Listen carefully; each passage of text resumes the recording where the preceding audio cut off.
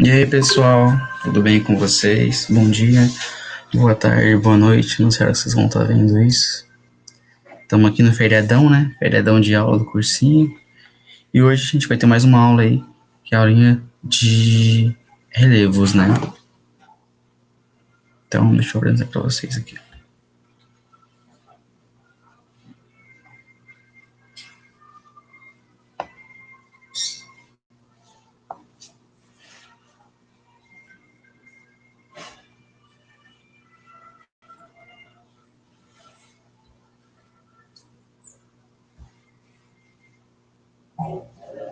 Então, vamos lá. Então, pessoal, aulinha de relevos, planícies e planaltos, né? Uma aulinha muito legal, que a gente conversou na semana passada. Aí vamos começar falando um pouquinho da classificação, né? Porque a nossa classificação atual, ela passou por vários processos até chegar é, nessa organização que a gente tem hoje. Então, primeiramente, a gente teve lá no começo, lá na década de 40, um cara chamado Haroldo de Azevedo, né? O nosso querido Haroldinho. Nessa época, o Haroldinho, ele não tinha muita tecnologia, né? Então, ele se baseou em alguns princípios para ele começar a fazer uma organização do território brasileiro, né? Então, ele partiu aí da altimetria. O que é altimetria? É a medida de alturas, né, de altitude. Então, ele definiu a partir daí, né, que planaltos seriam superfícies que tivessem altura maior que 200 metros e planícies menor que 200 metros, certo? Nessa época, então, ele classificou que o Brasil ele tinha 4 planaltos e 4 planícies, né? E posteriormente viria um cara aí chamado Aziz Nassib. Ele era um amigão do nosso Haroldinho. E ele pegou essas informações do nosso querido Haroldo e começou a estudar e a tentar se aprimorar para fazer uma nova classificação, né? Porque ele viu essa necessidade de criar algo novo, porque o que o Haroldinho tinha estudado, tinha classificado primeiramente, já estava bem ultrapassado, né? Então ele se viu essa necessidade. O que ele falou? Ô, Haroldinho, chega aí, vamos estudar junto, me empresta a sua classificação, eu vou pegar essa classificação, vou estudar ela, vou aprimorar ela partindo de outros princípios, como o quê? Como a geomorfologia, a hidrografia, clima brasileiro e a pedologia. Pedologia é o quê, professor? Estudo do pé? Não. Pedologia é estudo do solo, certo? Então, a partir desses 4 princípios, né, muito importantes no estudo da geografia, para começar a fazer uma nova classificação de relevo, né? Então, a partir daí, ele pegou e definiu que Planalto, assim como nosso querido Haroldo, era acima de 200 e 300 metros de altitude e planície menor, certo?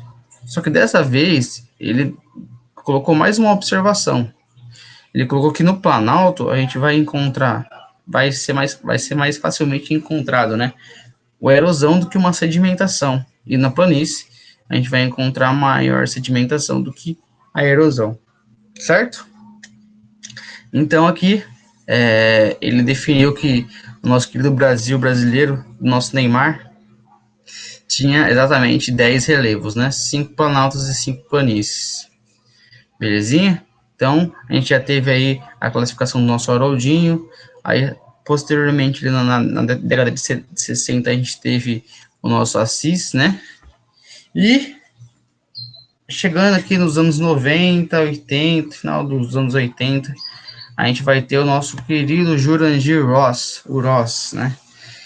E o Ross vai fazer o quê? E vai se aproveitar aí, né, dos seus estudos, todo aparato tecnológico da época, que se for comparar com os nossos queridos amigos anteriores, o nosso Jurandir tem um grande aparato, né, uma grande evolução na tecnologia, e ele, junto com seus amigos aí da faculdade, né, sendo um dos principais nomes da geografia do Brasil, o Jurandir ele vai participar aí do projeto Radan, né?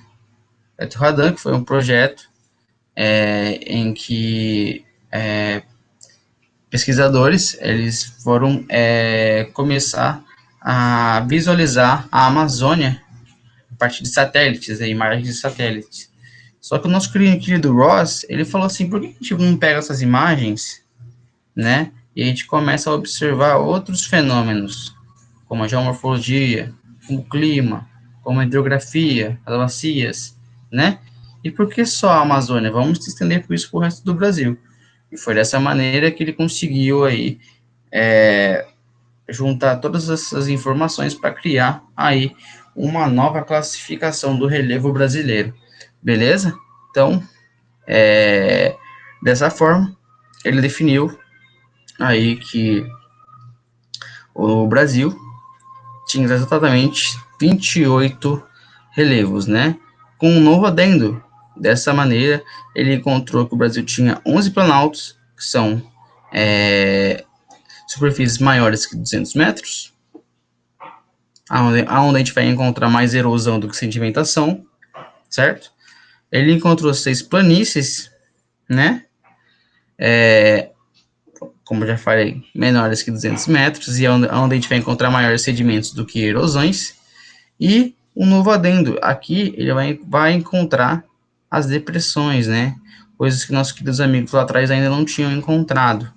Então ele encontra 11 tipos de depressões espalhadas pelo Brasil, que são aí as nossas regiões aplanadas, né? Então, vamos lá, planícies e planaltos. Onde a gente pode ver isso, o que é isso, a gente vai ver aí no restante das aulas, mas elas são muito comuns aí, principalmente o pessoal que gosta de viajar, passa ali vai subir na serra, é muito comum a gente encontrar esse. Então aí, as nossas irregularidades, né? O que a gente vai discutir hoje, o que a gente vai conversar hoje. A gente tem as planícies, os planaltos, as depressões e as cadeias de montanhas, certo? Então vamos lá. Planície. O que é planície, professor? As planícies são os nossos terrenos planos, né? As áreas mais baixas, que a gente vai encontrar ali sempre abaixo do nível do mar. Quase 100% delas vão ser próximas ao litoral, próxima à costa brasileira, e é onde a gente vai encontrar maior sedimentação do que erosão, né? As planícies elas vão ser principalmente onde vão chegar os sedimentos, porque os sedimentos eles saem geralmente ali dos planaltos e chegam nas planícies, certo? Beleza. Quais são as principais planícies brasileiras? Marquem aí. Planície amazônica, a planície do Pantanal e a planície costeira. Beleza? Show. Aqui um exemplinho de planície para vocês. Planaltos. Geralmente eles estão ali acima de 300 metros de altitude, né? Bem altos. Regiões mais elevadas, às vezes regiões mais frias, né? A gente vai encontrar também muitos solos irregulares nessas regiões, irregulares também. Nessas áreas, nessa superfície, a gente vai encontrar geralmente maior erosão, né, do solo do que a própria sedimentação, e aí nessa região que vão se formar os principais sedimentos. Maiores sedimentos, né, onde eles podem ser levados aí tanto para as depressões, que são regiões que ficam ali entre planaltos, como para as planícies também. Quais são os tipos de planaltos que a gente vai ter aí, professor? A gente vai ter a das Guianas, a central, a meridional, a nordestina, a do leste e sudeste e a do Maranhão e Piauí, né? Como vocês podem ver, são nomes de planaltos que a gente consegue ter uma noçãozinha de onde fica a sua localização, certo? Aí os planaltos para a gente ver, para a gente enxergar. Acho que quem já foi para Cajati tem uma noçãozinha de como que é, tem regiões assim. Vamos para as depressões agora. Que são depressões, professor?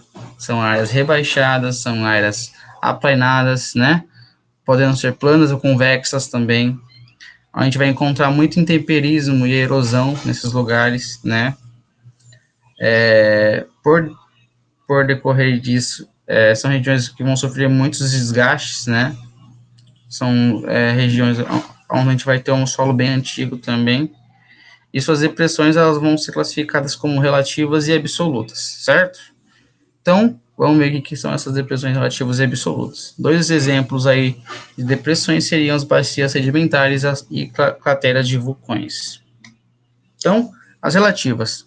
As relativas vão ser depressões, né, regiões aplanadas que vão estar aí acima do nível do mar, certo? E as absolutas são as regiões que vão estar aí abaixo do nível do mar. Então, uma pequena diferençãozinha aí para vocês. Então, vamos lá. Cadeia de montanhas. Então, cadeia de montanhas é um agrupamento de diversas montanhas, né, que vão fornecer aí matérias, sedimentos às áreas ao seu redor, né? Por decorrer disso, ela sofre muitos desgastes, principalmente pela temperatura, pelas massas de ar, né? E dois exemplos aí muito legais que a gente conhece, que são as Cordilheiras dos Andes e o Monte Everest, né? Aí, então aqui para vocês apenas alguns exemplos que vale a pena lembrar, que caem bastante nos vestibulares. A Depressão Nordestina, que eu vou mostrar para vocês, o Planalto de Borborema e a Planície Mato Grossense. Vamos ver no mapa isso? Vamos. Vamos ver no mapa. Cadê o mapa? Mapa. Aqui. Então, vamos lá. Então, primeiro que a gente falou ali, Depressão Nordestina, né? Depressão Nordestina, como vocês podem imaginar, ela vai ficar ali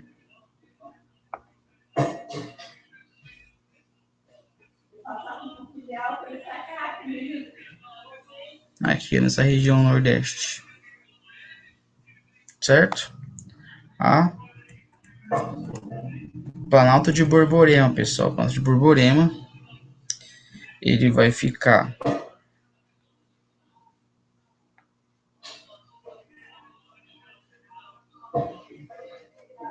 aqui, ó, nesse pedacinho aqui, que ele é muito interessante essa parte, porque é uma parte onde o Nordeste ela é dividida em pequenos pedaços, né?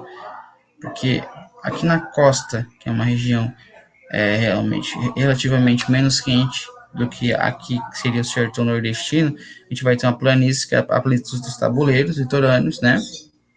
A gente vai ter o Planalto de Borborema e, posteriormente, a gente vai ter a depressão nordestina, né? Então, é só que um pequeno exemplo do Nordeste que a gente pode encontrar, certo? Então, beleza. Então, essa foi a nossa aulinha de hoje. Espero que vocês tenham gostado, né? Peço desculpas pela demora de mandar essa aula para vocês, né? A gente vai ter uma outra aula hoje, que vai ser a aulinha de rochas e minérios, então não percam essa aula, que vai ser muito legal mesmo, muito importante, né? Então é isso, pessoal, estudem, façam uma lista de exercícios, eu vou aceitar ela até umas 2 horas da tarde, beleza? Então,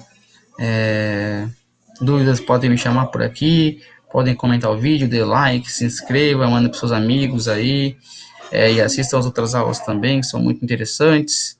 E é isso, gente. A gente se vê mais tarde. Qualquer coisa vocês podem me chamar, me mandar WhatsApp, fumaça, e-mail. E é isso. Fiquem bem. Forte abraço.